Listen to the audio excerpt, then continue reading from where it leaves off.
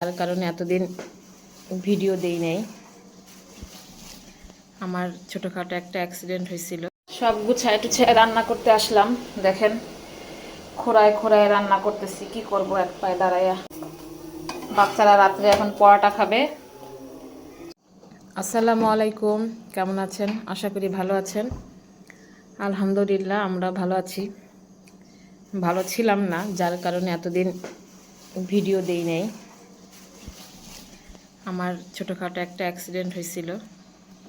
এই দেখেন পা ভেঙে ফেলছিলাম। পায়ের অবস্থা খুবই খারাপ ছিল। এই লাঠি দিয়ে আমাকে চলাফেরা করতে হয় এখন। যা আব্বু মুখটা ধুয়ে আসো। এই চেয়ার থেকে এই যে উপরে পাতিল দেখতেছেন উপরে, এখান থেকে নামানোর জন্য উঠছিলাম। এই চেয়ার থেকে নিচে পা রাখার পরে মানে পাটা এমনভাবে পড়ছে, মচকায়া পাটা ভেঙে গেছে। তো কালকে আবার এই যে ডাক্তারের কাছ থেকে ব্যান্ডেজ করে নিয়ে আসছিলাম, সেটা কালকে খুলে ফেলছি। খুলে আরেকটা অ্যাংলেট দিছিলাম, ওইটা অনেক টাইট। পরে এটা আপাতত দিয়ে রাখছি, আরেকটা আনতে হবে। আজকে প্রায় 15 দিন ধরে আপনাদের সাথে কোনো যোগাযোগ নাই, ভিডিও নাই। আর সকালবেলা আমি আর রিহান নাস্তা খাবো। রিতার আব্বু গেল হাঁটতে, এখনও আসে নাই। দেখেন কত বেলা হয়েছে। রিতাকে দেখেন নাস্তা দিছি, মেয়েকে নাস্তা দিলাম। এই যে এতটুকু খায়া চলে গেছে পরোটা, আর ভিতরে ডিম দিয়ে দিছে একবারে। আমরা এখন চা নিলাম আর পাউরুটি। রিহান পরোটা খাবেন এখন। রিহান তাড়াতাড়ি মুখটা ধুয়ে আসছো, তুমি পারবা না এটা বাবা, এটা নিয়ে যুদ্ধ করো না। তোমার অনেক ম্যাথ করা বাকি আছে, ছেলের পরীক্ষা চলতেছে। পরীক্ষার আগ মুহূর্তে আমার এই অবস্থা। মুখটা ধুয়ে আসো আব্বু। তুমি কোনটা বলছো? কোনটা আমার? আমি তো ভুলে গেছি। এটা আমার? এটা আমার? আচ্ছা, আজকে চা নিচ্ছি আমি। দুধ চা খাই না এখন আর। যে ছেলের সাথে শয়তানে পাইছে, আজকে চা নিয়ে পাউরুটি দিয়ে খাবো। আমরা দুধ চা বাদ দিয়ে দিচ্ছি অনেক আগেই খাওয়া। 1 পিস পাউরুটি খাবো। আর মেথি পানি ছিল, ওখানে দাঁড়ায় দাঁড়ায় খাইয়ে আসছি। মেথি পানিটা খাওয়াতে আমি একটা জিনিস উপকার দেখলাম। এই যে এতদিন ধরে বসা, আমার ওজনটা বাড়ে নাই। আজকে আমি ওজনটা মাপছি, বরঞ্চ কমছে আরো। এই যে ওইটা বের করে খাটের উপরে বসাছিলাম না, তারপরে দাঁড়াইছি এটার উপরে। না, ওই ফ্লোরেই দাঁড়াইছি। না, আরেক পা হালকা করে ফেলছি। এটা পা এখন আস্তে আস্তে রাখতে পারি না, এখন তো রাখতে পারি। 1 পিস পাউরুটি খাবো। এই দুধ চা অনেক ওজন বাড়ায়। দুধ চার কারণে দেখতেছি আমার ওজন অনেক বাড়তি ছিল। এখন যে ব্যায়াম করি না, এক্সারসাইজ করি না, হাঁটি না, তারপরও কমছে ওজন। আবার যে কবে হাঁটতে পারবো আল্লাহ জানে। হাঁটতে গিয়ে তারা তো প্রতিদিন যায় এখন বোটানিক্যাল গার্ডেন।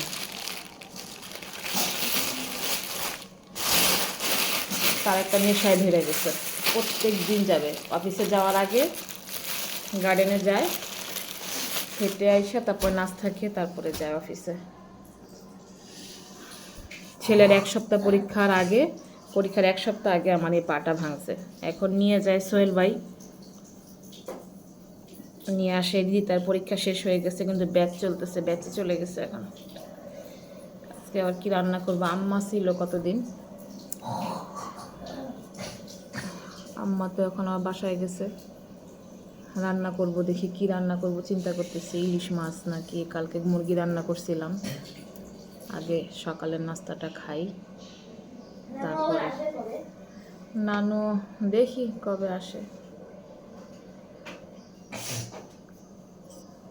সব গুছায় টুছায় রান্না করতে আসলাম। দেখেন খোঁড়ায় খোঁড়ায় রান্না করতেছি, কি করব এক পায়ে দাঁড়াইয়া। যে শাক ভাজি দিলাম আর লাউ রান্না করব। নতুন আলু কাইটে নিয়েছিলাম, দেখি সোহেলরে পাঠাইছে কবুতর নিয়ে আসার জন্য। কবুতর যদি পায় তাহলে রান্না করবো, না একটা মাছ বের করতে হবে। এতটুকু আগে বসাই, 1 পা দিয়ে আস্তে আস্তে করতে হয় তো কাজ। যে পেঁয়াজ, নতুন পেঁয়াজ, ধনিয়া পাতা কালকে কাটছিল, মুড়ি বানাইছিল, তরকারিতে দিয়ে দিব না ধুইয়া। এটা একটু দিয়ে দেবো লাউর মধ্যে। আর শাক নিয়ে আসছিল, দেখি সিদ্ধ হোক আগে, তাহলে বাগার দিব। তো টুকটাক রান্না করি। এখানের অবস্থা খুব খারাপ, আমার বুয়া এসে সব গুছাবে।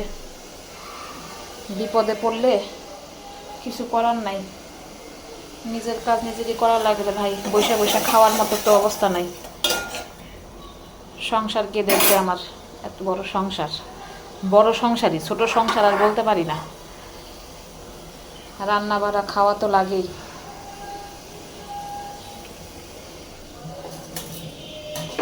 বাপরে বাপ, ছেলে অঙ্ক করতেছে, ওই যে পড়তে দিয়ে আসছি। পরীক্ষা 2-3টা হয়েছে, আরও 3টা আসছে। আস্তে আস্তে রান্না করি। শাক ভাজিটা করলাম, লাউয়ের তরকারি, ভাত বসাইছি। এখন কবুতরটা কাটবো, কবুতর কাইটা তারপরে বসাবো। এই যে মাংসটা বসাই দিছি, সব রেডি করে নিছি, সব শেষ, গুছানো টুছানো শেষ।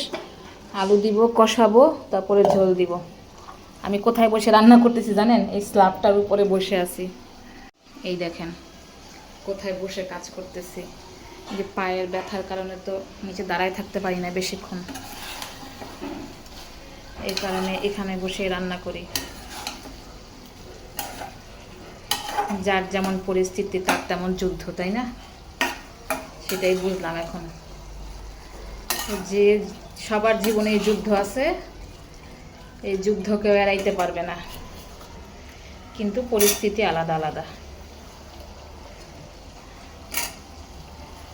পাতিলটাকে ছোট দিলাম, হোক, কবুতরের মাংস তো, ঝোল তো রাখবো না, ভুনা ভুনা হবে।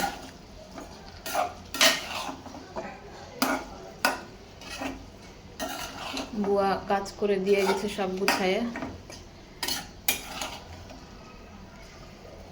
এখন আমার রান্না এইটা হইলেই শেষ।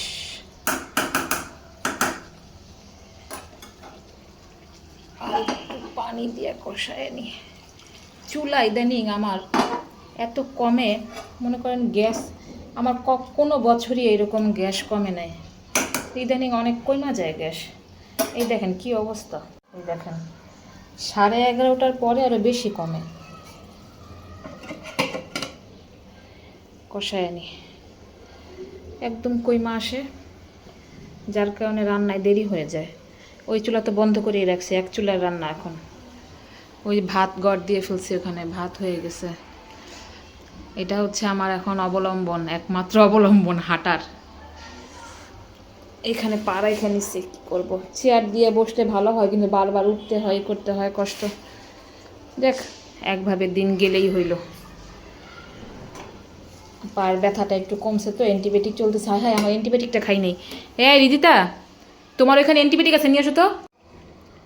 ঝোল দিলাম, আস্তে আস্তে হোক, একবার টানাই ফেলবো। চুলার যে অবস্থা, কোন সময় হবে তার ঠিক নেই। জায়গা এখান থেকে। এই যে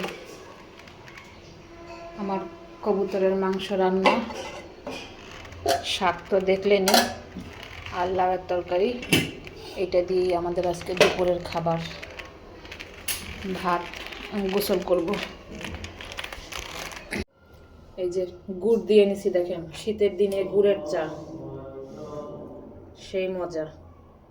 দুপুরবেলা খাওয়ার সময় ভিডিও করব, আমি এখন হতাশায় ভুগতেছি, যেটার কারণে সব ভিডিও দিতে পারবো না। যতটুকু পারি অতটুকু, ল্যাংড়া অবস্থায় ভিডিও করা সম্ভব না। চা বানাইলাম, চা খাই। তাই দেখেন, বাচ্চারা রাত্রে এখন পরোটা খাবে, সসেস আর সবজি, এটা দিয়েই খাবে আজকে রাত্রে। সবাই নামাজ পড়তেছে, নামাজের আজান। আমরা এখন পরোটা আর মাংস, পরোটা, এই মাংস আর লাউ দিয়ে রাতের খাবার শেষ করব। ভাতটা খামোখা রান্না করছি, কেউ আর ভাত খাইলই না। পরোটা ভাজতেছে রিহানের বাবা। কি রিহান? এই যে এটা লাগানো হয়েছে পায়ের পায়ে, দেখেন।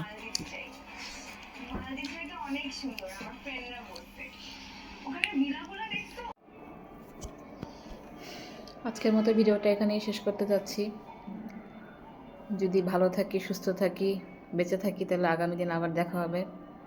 Good night. Like, comment, share করবেন, ফলো দিয়ে সাথে থাকবেন। আল্লাহ হাফেজ।